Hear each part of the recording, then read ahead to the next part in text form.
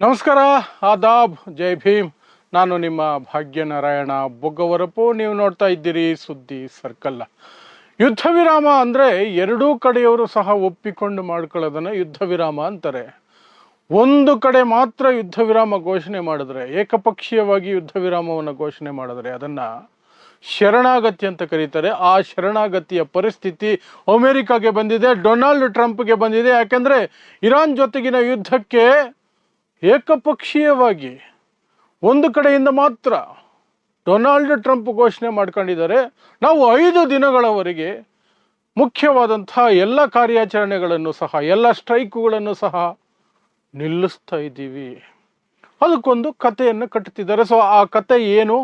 ಅದರಲ್ಲಿ ಇರಾನ್ ದೇಶದ ಸಂಸತ್ತಿನ ಸ್ಪೀಕರನ್ನು ಬಲಿ ತೆಗೆದುಕೊಳ್ಳೋದಕ್ಕೆ ಷಡ್ಯಂತ್ರವನ್ನು ಹೇಗೆ ರೂಪಿಸ್ಕೊಂಡಿದ್ದಾರೆ ಮತ್ತು ಆ ಏಕಪಕ್ಷೀಯವಾದ ಅಥವಾ ಒಂದು ಕಡೆಯಿಂದ ಘೋಷಣೆಯಾಗಿರುವಂತಹ ಸೋಕಾಲ್ಡ್ ಸೀಸ್ ಫೈರ್, ಶರಣಾಗತಿ ಅಲಿಯಾಸ್ ಸೀಸ್ ಫೈರ್, ಅದರ ಕುರಿತು ಇರಾನ್ ಎಷ್ಟು ನಕ್ಕಿದೆ, ಹೇಗೆ ಜೋಕ್ ಮಾಡಿದೆ, ಅದನ್ನು ತಿಳಿಸುವಂಥ ಪ್ರಯತ್ನವನ್ನು ಮಾಡ್ತೀನಿ.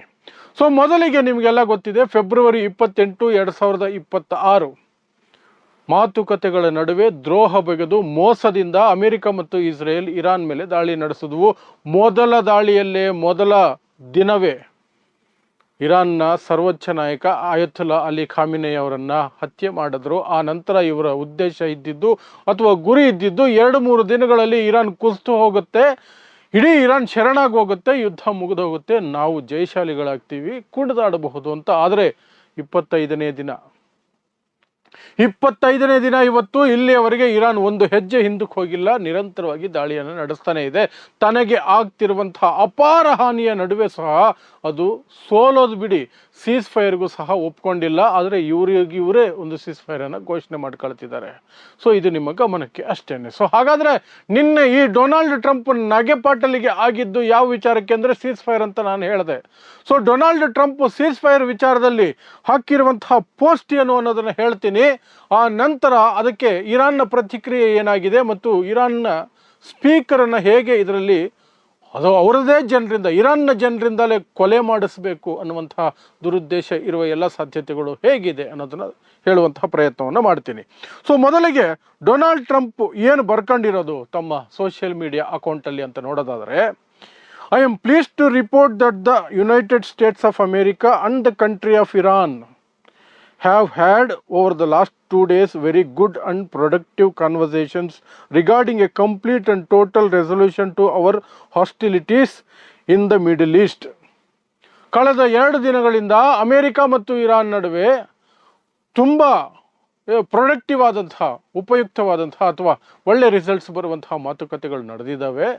ಅದು ಈ ಮಿಡಲ್ ಈಸ್ಟ್, ಮಧ್ಯಪ್ರಾಚ್ಯದಲ್ಲಿ ನಡೀತಾ ಇರುವಂತಹ ಸಂಘರ್ಷ ಏನಿದೆಯಲ್ಲ ಅದರ ಕುರಿತಾಗಿ ಆಗಿದೆ ಅಂತ ಬರ್ಕೊಳ್ತಾ, based on the tenor and tone of these depth, detailed and constructive conversations which will continue throughout the week, I have instructed the Department of War to postpone any and all military strikes against Iranian power plants and energy infrastructure for a 5-day period. ಈ ಮಾತುಕತೆಗಳ ಹಿನ್ನೆಲೆಯಲ್ಲಿ 5 ದಿನಗಳವರೆಗೆ ಇರಾನಿನ ಯಾವುದೇ ರೀತಿಯಾದಂತಹ power ಪ್ಲ್ಯಾಂಟ್ಗಳಾಗಿರಬಹುದು ಅಥವಾ ಮುಖ್ಯವಾದಂತಹ ಪ್ಲ್ಯಾಂಟ್ಗಳಾಗಿರಬಹುದು ಅವುಗಳ ಮೇಲೆ ನಡೆಸಬಹುದಾದಂತಹ ದಾಳಿಯನ್ನು ನಿಲ್ಲಿಸಿ ಅಂತ ನಾನು ನಮ್ಮ ಯುದ್ಧ ವಿಭಾಗಕ್ಕೆ ತಿಳಿಸಿದ್ದೀನಿ ಅಂತ ಬರ್ಕೊಳ್ತಾ, subject to the success of the ongoing meetings and discussions. ಅಂದರೆ ಇದು ಫುಲ್ಲಲ್ಲ, 5 ದಿನಕ್ಕೆ ಮಾತ್ರ. ಆ ಮಾತುಕತೆಗಳಲ್ಲಿ ಏನು ಹೊರಗಡೆ ಬರುತ್ತೆ ಅನ್ನೋದರ ಮೇಲೆ ಡಿಪೆಂಡ್ ಆಗಿರುತ್ತೆ, ಅದ್ರ ಮೇಲೆ ನಿರ್ಧಾರ ಆಗುತ್ತೆ ಅಂತ ಬರ್ಕೊಳ್ತಾರೆ.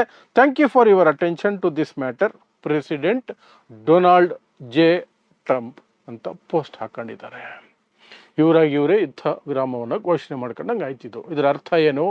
ಎದುರುಗಡೆ ಇರೋರು ಒಪ್ಕೋಬೇಕು ತಾನೆ ಯುದ್ಧ ವಿರಾಮ ಅಂದರೆ, ಆಗ 2 ಕಡೆಯಿಂದ ನಿಂತು ಹೋಗುತ್ತೆ, ಫೈರಿಂಗ್ ಆಗಲಿ, ಅಟ್ಯಾಕ್ಗಳಾಗಲಿ, ಸ್ಟ್ರೈಕ್ಗಳಾಗಲಿ, ಅದನ್ನು ಯುದ್ಧ ವಿರಾಮ ಅಂತ ಕರಿಬೋದು.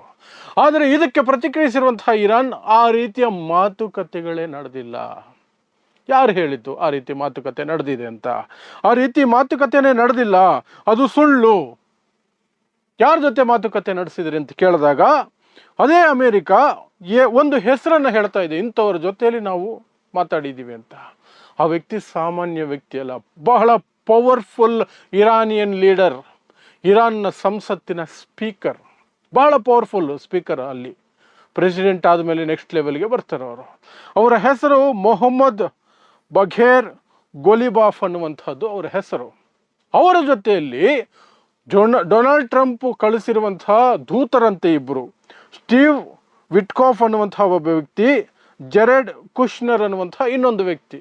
ಇವರಿಬ್ಬರು ಕೂತ್ಕೊಂಡು ಈ ಇರಾನ್ನ ಸಂಸತ್ತಿನ ಸ್ಪೀಕರ್ ಜೊತೆಯಲ್ಲಿ ಮಾತುಕತೆ ನಡೆಸಿದ್ರಂತೆ. ಆ ಮಾತುಕತೆಯ ಆಧಾರದ ಮೇಲೆ ಡೊನಾಲ್ಡ್ ಟ್ರಂಪ್ ಈ ರೀತಿ ನಿರ್ಧಾರಕ್ಕೆ ಬಂದು 5 ದಿನಗಳು ನಾವು ಯಾವುದೇ ರೀತಿ ಸ್ಟ್ರೈಕ್ ಮಾಡೋದಿಲ್ಲ ಪವರ್ ಪ್ಲಾಂಟ್ಗಳ ಮೇಲೆ, ಎನರ್ಜಿ ಸ್ಟ್ರಕ್ಚರ್ಗಳ ಮೇಲೆ ಅಂತ ನಿರ್ಧಾರಕ್ಕೆ ಬಂದಿದ್ದಾರಂತೆ.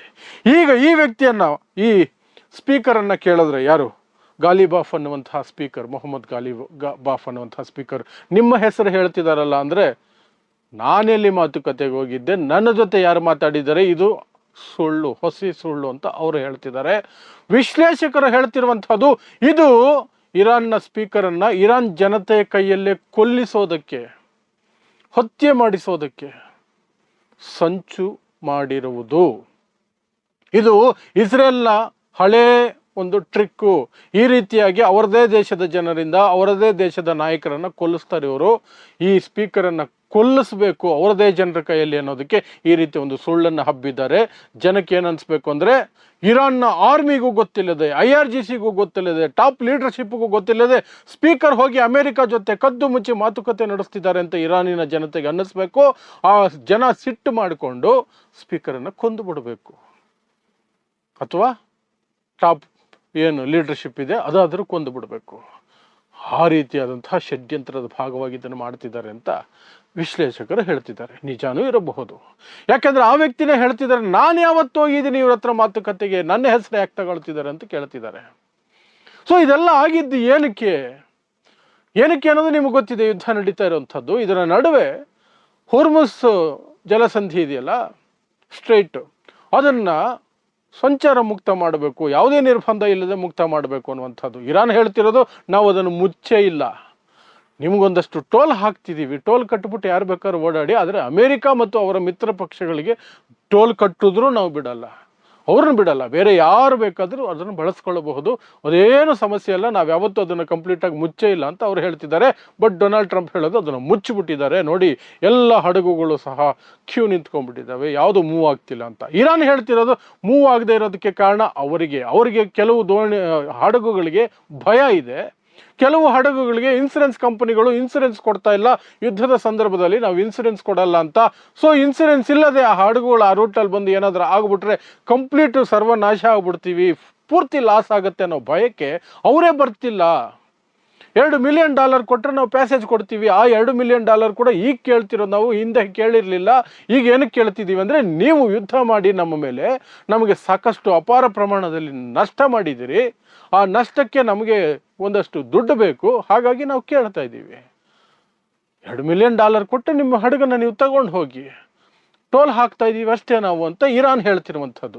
ಸೊ ಈ ಹೊರ್ಮುಸ್ ಸ್ಟ್ರೈಟ್ ವಿಚಾರವಾಗಿ ಡೊನಾಲ್ಡ್ ಟ್ರಂಪ್ ಮೊದಲಿಗೆ ಮಾಡಿದಂತಹ ಕುತಂತ್ರ ಏನು ಅಂದರೆ, ಬೇರೆ ದೇಶಗಳು, ಅದರಲ್ಲೂ ವಿಶೇಷವಾಗಿ ನ್ಯಾಟೋ ಪಡೆಗಳು, ನ್ಯಾಟೋ ದೇಶಗಳು ಮತ್ತು ಯುರೋಪ್ನ ಇನ್ನಿತರೆ ದೇಶಗಳನ್ನು, ಅವುಗಳನ್ನು ಸ್ವಲ್ಪ BP ರೈಸ್ ಮಾಡೋಕ್ಕೆ ಟ್ರೈ ಮಾಡಿದ್ದು. ಏನು, ನೀವೆಲ್ಲ ಹೇಡಿಗಳು, ಹೊರ್ಮುಸ್ ಸ್ಟ್ರೈಟ್ ವಿಚಾರದಲ್ಲಿ ಏನೂ ಮಾಡ್ತಿಲ್ಲ ನೀವು, ನ್ಯಾಟೋ ಒಂದು ವೇಸ್ಟು, ಪೇಪರ್ ಟೈಗರ್ ಅದು, ಅಮೇರಿಕ ಇಲ್ಲ ಅಂದರೆ ಅದು ವೇಸ್ಟ್ ಪೇಪರ್ ಅದು, ಹೀಗೆಲ್ಲ ಅವ್ರನ್ನ ರೊಚ್ಚಿಗೆಪ್ಸೋ ಪ್ರಯತ್ನ ಮಾಡಿದ್ರು ಸಹ ಯಾರೂ ರೊಚ್ಚಿಗೆ ಹೇಳಲಿಲ್ಲ. ಅದು ಯಾವಾಗ ನಡೀಲಿಲ್ವೋ ಡೊನಾಲ್ಡ್ ಟ್ರಂಪ್ಗೆ ಪ್ರೆಷರ್ ಜಾಸ್ತಿ ಆಯಿತು. ಯಾಕಂದರೆ ಎಲ್ಲ ಕಡೆಯಿಂದ ಆಯಿಲ್ ಪ್ರೈಸಸ್ ಜಾಸ್ತಿ ಆಗ್ತಾ ಇದೆ, ಇಂಟರ್ನ್ಯಾಷನಲ್ ಲೆವೆಲಲ್ಲಿ ಸ್ಟಾಕ್ ಮಾರ್ಕೆಟ್ಗಳು ಕುಸಿದು ಹೋಗ್ತಾ ಇದ್ದಾವೆ. ಈ ಎಲ್ಲ ಕಾರಣಗಳಿಗೆ ಏನಾದರೂ ಮಾಡಿ ಹೊರ್ಮುಸ್ ಸ್ಟ್ರೈಟನ್ನು ಓಪನ್ ಮಾಡಬೇಕಿಲ್ಲದೆ ಹೋದರೆ ಅಮೇರಿಕಾನ ದೂಷಿಸ್ತಾರೆ, ಅಮೇರಿಕಾಗೂ ದೊಡ್ಡ ಲಾಸ್ ಆಗುತ್ತೆ ಅನ್ನುವಂಥ ಭಯ ಡೊನಾಲ್ಡ್ ಟ್ರಂಪ್ಗೆ. ಹಾಗಾಗಿ ಏನು ಮಾಡಿದ್ರು, ಹೊಸ ಕಥೆಯನ್ನು ಕಟ್ಟಿದ್ರು, ಅಥವಾ ಎಚ್ಚರಿಕೆಯನ್ನು ಕೊಟ್ಟರು ಇರಾನ್ಗೆ. ಮೊನ್ನೆ ಎಚ್ಚರಿಕೆ ಏನಂತ ಕೊಟ್ಟಿದ್ದು, 48 ಅವರ್ಸ್ ಕೊಡ್ತೀನಿ, 48 ಗಂಟೆಗಳು ಅಷ್ಟರೊಳಗಡೆ ಹೊರ್ಮುಸ್ ಸ್ಟ್ರೈಟನ್ನು ಇರಾನ್ ಓಪನ್ ಮಾಡಬೇಕು, ಇಲ್ಲದೆ ಹೋದರೆ ನಿಮ್ಮ ಎನರ್ಜಿ ಇನ್ಫ್ರಾಸ್ಟ್ರಕ್ಚರು ಮತ್ತು ಏನೆಲ್ಲ ಪವರ್ ರಿಲೇಟೆಡ್ ಪ್ಲ್ಯಾಂಟ್ಗಳಿದ್ದಾವೆ, ಪವರ್ ಪ್ಲ್ಯಾಂಟ್ಗಳು, ಅವುಗಳ ಮೇಲೆ ದಾಳಿ ಮಾಡಿಬಿಡ್ತೀನಿ ಅಂತ.